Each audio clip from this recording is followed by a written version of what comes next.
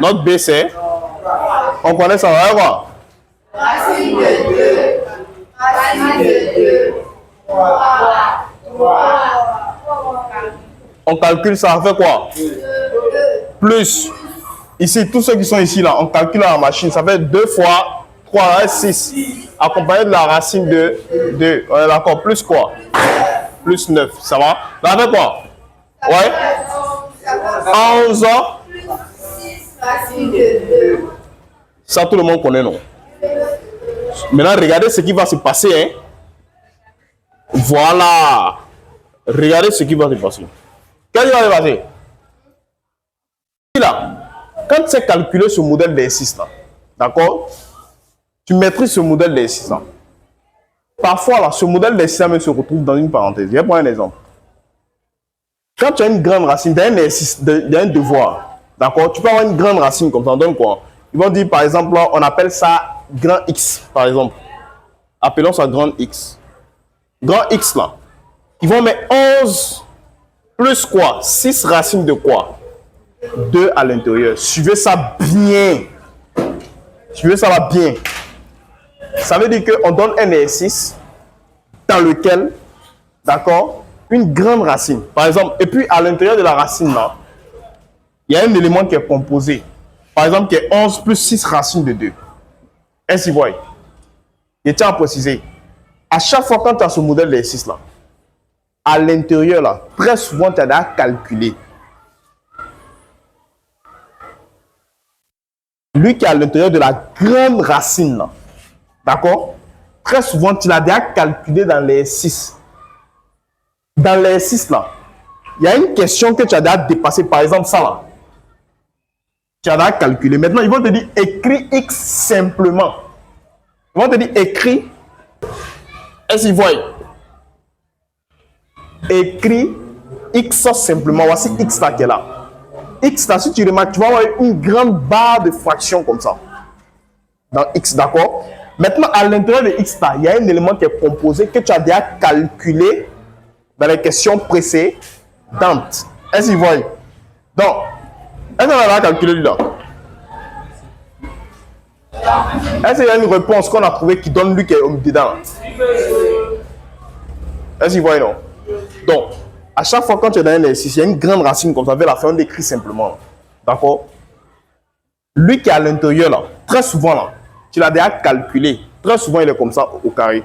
Donc quand tu as fini de développer, tu as trouvé.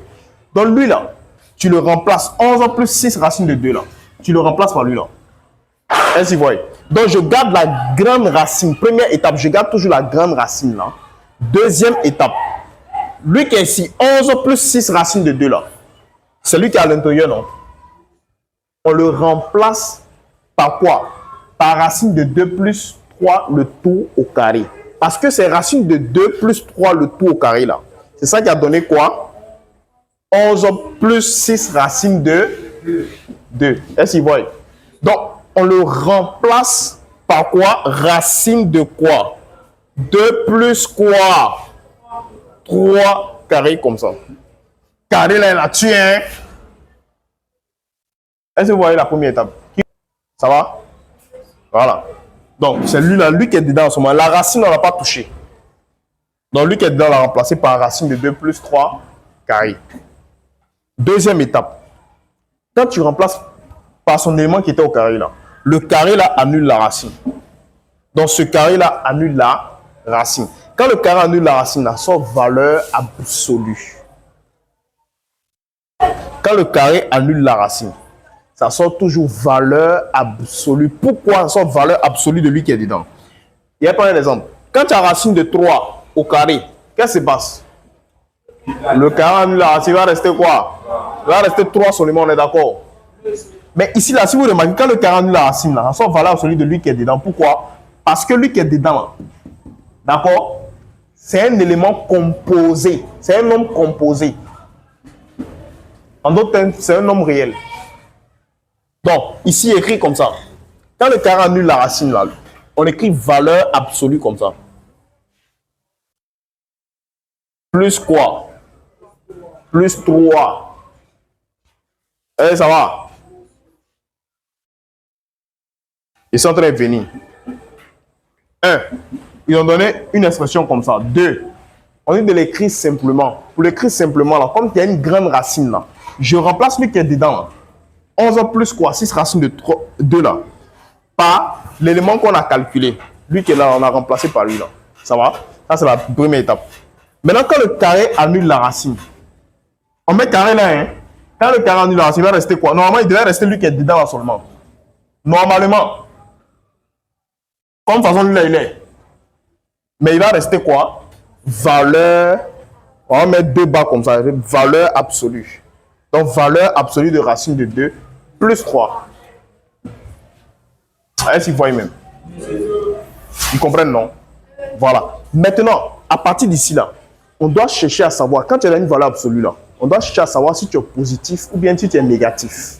Pour ce faire là, tu prends ta machine, c'est-à-dire lui qui est dedans, là, il ne doit pas rester dans la valeur absolue. Il doit sortir à l'aide d'une formule qui dit quoi? A. Ça sort A si supérieur à 0. Formule, ça vous avez vu? Bon, ça veut dire que lorsque quoi? Lorsque tu as une valeur absolue. Regarde, à partir de ça, vous avez compris étape ça, non? À partir d'ici, quand le 40 est là, c'est une valeur absolue. Donc, on met valeur absolue comme ça. Valeur absolue de racine de 2 plus 3. Ça va? Maintenant, à partir d'ici, là, première des choses, qu'est-ce qu'il fait? Il doit chercher à savoir, lui qui est dans la valeur absolue, là. Il ne doit pas rester dans la valeur absolue, là, comme ça. Est-ce qu'il voit? Il doit sortir de la valeur absolue. Maintenant, on doit identifier son signe, s'il est positif ou bien il est négatif. Donc, pour ce faire, là, je tape racine de 2 plus 3 à la machine. Ça fait combien? Quand vous tapez là, vous appuyez SD là, combien?